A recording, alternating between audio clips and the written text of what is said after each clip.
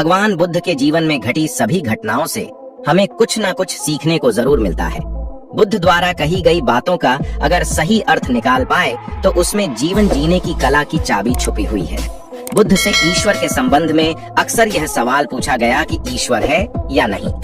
बुद्ध आप ईश्वर को मानते हैं कि नहीं, और बुद्ध द्वारा हर बार एक अलग ही जवाब दिया जाता था। लोगों द्वारा यह प्रश्न बुद्ध से कई बार पूछा गया। ऐसी ही एक घटना है, भगवान बुद्ध अपने शिष्य आनंद और स्वास्थ्य के साथ एक गांव से गुजर रहे थे। अचानक एक व्यक्ति आया और उसने बुद्ध से पूछा, बुद्ध बताओ ईश्वर है? बुद्ध ने कहा, तुम्हें क्या लगता है? उस व्यक्ति ने जवाब दिया, मुझे तो लगता है ईश्वर है, पर आपका क्या ख्याल है? तो भगवान बुद्ध मुस्कुराए और बोले, बिल्कुल गलत लगता है, तुम्हें इस अस्तित्व में ईश्वर जैसी कोई चीज है ही नहीं। तो वह व्यक्ति हाथ जोड़ा और चला गया। कुछ दूर चलने पर एक दूसरा व्यक्ति आया। उसने बुद्ध से पूछा, बुद्ध मैं कई दिन से परेशान हूँ, मुझे लगता है कि ईश्वर की बातें महज बकवास हैं। तो बुद्ध हंसे और बड़े प्रेम से कहा, तुम्हें बिल्कुल गलत लगता है, इस अस्तित्व में सिर्फ ईश्वर ही है और कुछ नहीं। जरा देखो तो, आंख बंद तो करो, खोजो तो। इस जवाब को सुनकर उनके शिष्य आनंद और स्वास्थ्य आश्चर्य में पड़ गए। उन्होंने कहा, एक ही सवाल और दो जवाब। तो अब शाम हो गई थी, बुद्ध विश्राम के लिए रुक गए। तभी एक व्यक्ति घबराया हुआ आया और बुद्ध के पास आकर जोर से कहा कि बुद्ध, क्या ईश्वर है कि नहीं? मैं परेशान हूँ, मैं खोज रहा हूँ, मार्गदर्शन करें। तीसरे व्यक्ति के सवाल पर बुद्ध चुप ही रहे, कुछ नहीं बोले। विस्तृत मौन होकर अपनी आंखें बंद कर लिए। अब आनंद और स्वास्थ्य के आश्चर्य का ठिकाना न रहा। वे सोचने लगे कि एक जैसे तीन सवाल और अलग अलग जवाब। अब उन दोनों को भगवान बुद्ध की यह चुप्पी परेशान कर गई। उस व्यक्ति के जाते ही आनंद ने बुद्ध से पूछा कि सुबह जब उस पहले व्यक्ति ने पूछा तो आपने कहा हाँ ईश्वर है, दोपहर में जो दूसरे व्यक्ति ने कहा तो आपने कहा नहीं ईश्वर है, और शाम को आप मौन रह गए। भगवान तीन व्यक्ति एक ही तरह के सवाल लेकर मिले, लेकिन मैं हैरान हूँ कि आपने तीनों को अलग अलग जवाब दिए। मुझे कुछ समझ में नहीं आ रहा है। तो भगवान बुद्ध मुस्कुराए और जवाब दिए।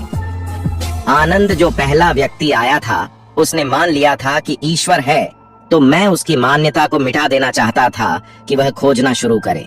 ईश्वर है यह मानकर बैठ न जाए, उस सत्य तक पहुंचे और उसका अनुभव करे। और दूसरे व्यक्ति ने भी मान लिया था कि ईश्वर की बातें बकवास हैं। मैंने उसकी धारणा को भी मिटा दिया ताकि वह भी खोजें कि ईश्वर है या नहीं। और तीसरा व्यक्ति अब भी संचय में था, वह खोज रहा था, इसलिए मैं मौन रह गया। यहाँ पर मौन रह जाना ही उचित था।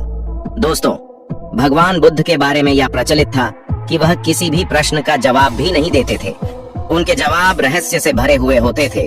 तो थोड़ी देर सुनने के बाद उनके शिष्य स्वास्थ्य ने कहा कि मुझे ईश्वर के बारे में आपसे सुनना है। कृपया कर आप मुझे बताएंगे कि ईश्वर है या नहीं। आप ईश्वर को मानते हैं कि नहीं? और इसके साथ ही मैं आपसे अनुरोध करता हूँ कि आप मेरे इस प्रश्न का सीधे सीधे जवाब दें। तो भगवान बुद्ध मुस्कुराए और कहा, ठीक है, तो मैं जवाब दूंगा, परंतु उससे पहले मैं तुमसे कुछ पूछना चाहता। पहले इन प्रश्नों का जवाब तुम मुझे दे दो। स्वास्थ्य ने कहा, बिल्कुल बुद्ध, आप पूछिए। तब भगवान बुद्ध ने पूछा कि क्या तुम सूर्य को मानते हो? तब स्वास्थ्य ने बुद्ध की तरफ आश्चर्य से देखा और कहा, बुद्ध, यह किस प्रकार का प्रश्न है? यह तो कोई बालक भी बता देगा। सूर्य तो साक्षात प्रकट होता है, सबको प्रकाश और ऊर्जा देता है, हम सभी का जीवन उस पर आधारित है। वह तो साक्षात भगवान बुद्ध ने कहा, जिस प्रकार सूर्य साक्षात है तो उसे मानने का कोई प्रश्न नहीं होता। फिर ईश्वर है या नहीं, यह प्रश्न क्यों उठा?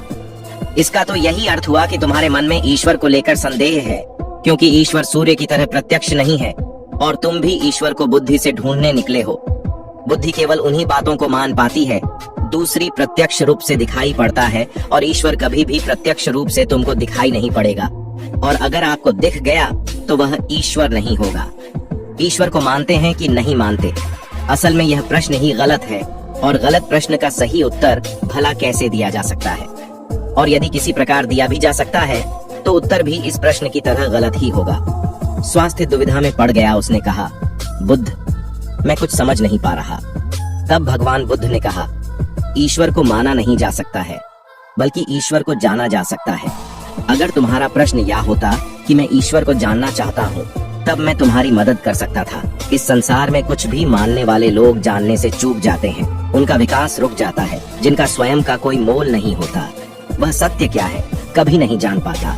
जान केवल वही पाता है जो निरंतर खोज रहा है। जानने की यात्रा थोड़ी मुश्किल है, लेकिन मानना बहुत आसान है। मानने में न कोई खर्च है और न ही कोई परिश्रम कि कह दिया, किसी ने आपको समझा दिया और आपने मान लिया। लेकिन मानकर रुक जाने वाले लोग इस संसार के सबसे अभाग्य प्राणी हैं। बोध कि बिना ज्ञान व्यर्थ है।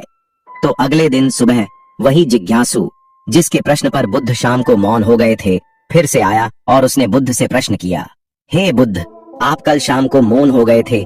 मेरे जीवन का एक ही लक्ष्य रहा है कि मैं ईश्वर को खोज लूं।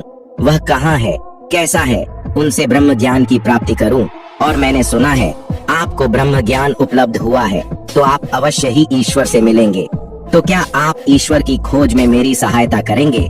तो बुद्ध ने कहा, जिसे तुम खोज रहे हो उसे तुमने कहाँ कहाँ खोजा?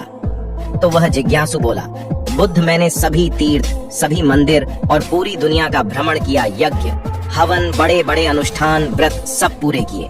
मैंने वे सभी कार्य किए जो मुझे ईश्वर प्राप्ति के लिए कहे गए थे, लेकिन फिर भी मुझे आज तक ईश्वर नहीं मिले। तब मुझे किसी ने बताया कि आपको परम ज्ञान उपलब्ध हुआ है। इसका मतलब आपने ईश्वर को जरूर देखा होगा। तो क्या आप मेरी सहायता करेंगे? बुद्ध ने कहा, मेरा एक सफेद मोती खो गया है, मैं उसी को खोज रहा हूँ कि क्या तुम मेरी सहायता कर सकते हो? वह जिज्ञासु बोला, हाँ, मैं बिल्कुल कर सकता हूँ। मैं अभी आपका मोती खोज कर दे देता हूँ। तो वह जिज्ञासु मोती ढूंढने लगा। धीरे धीरे समय बीतता जा रहा था। काफी समय ढूंढने के बाद भी मोती नहीं मिला। तो वह बुद्ध के पास गया और बोला, मैंने बहुत ढूंढा पर वह मोती मुझसे नहीं मिल पाया। यह सुनकर बुद्ध ने कहा, जब तुम वह मोती मुझे ढूंढ कर दे दोगे तभी मैं तुम्हारी कोई सहायता कर पाऊंगा कि तुम्हें अपने सवालों का जवाब नहीं चाहिए। तो फिर वह जिज्ञासु मोती ढूंढने लगा, लेकिन काफी समय बीत जाने के बाद वह बुद्ध के पास आकर बोला, आप ठीक से याद करके बताइए कि मोती कहाँ खोया था? तो भगवान बुद्ध ने मुस्कुराते हुए कहा, वह मोती तो मेरी कुटिया में खोया था। तब वह व्यक्ति बहुत गुस्से में आ गया और कहने लगा कि आप मुझे मूर्ख बना रहे हैं। आप केवल ज्ञानी होने का ढोंग करते हैं। आपको इतना नहीं पता कि जो चीज कुटिया में खो गई है वह बाहर कैसे मिल सकती है। वह कुटिया में ही मिलेगी आपको, उसे वहीं खोजना चाहिए था। तो बुद्ध मुस्कुराते हुए बोले, मैं भी तो तुम्हें यही समझाना चाहता हूँ, जो चीज तुम्हारे भीतर खो गई है वह चीज तुम्हें बाहर कैसे मिलेगी? तुमने कई वर्षों तक बाहर खोजबीन की, क्या एक पल के लिए भी उसे अपने भीतर खोजा? उसे अपने अंदर खोजो, तब तुम्हें वह ज्ञान मिल जाएगा। ये सुनकर जिज्ञासु बोला, है बुद्ध, आपकी बात तो मैं समझ गया, लेकिन अभी भी मैं यह नहीं समझ पा रहा हूँ कि मैं अपने अंदर क्या खोजूं। बुद्ध बोले, तुम अपने ईश्वर को खोजना चाहते हो, पर क्या तुमने कभी अपने आप को खोजा है? जिज्ञासु बोला, बुद्ध, मैं अपने आप को जानता हूँ।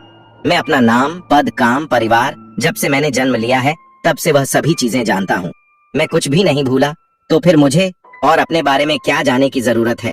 मैं क्या जानूं? तब बुद्ध ने कहा, अब भी बताओ, इस समय तुम्हारे सबसे नजदीक कौन है? जिज्ञासु बोला, इस समय तो आप ही मेरे नजदीक हैं। बुद्ध ने कहा, मुझसे भी ज्यादा नजदीक कौन है? उसने कहा, आपसे ज्यादा नजदीक तो हवा है।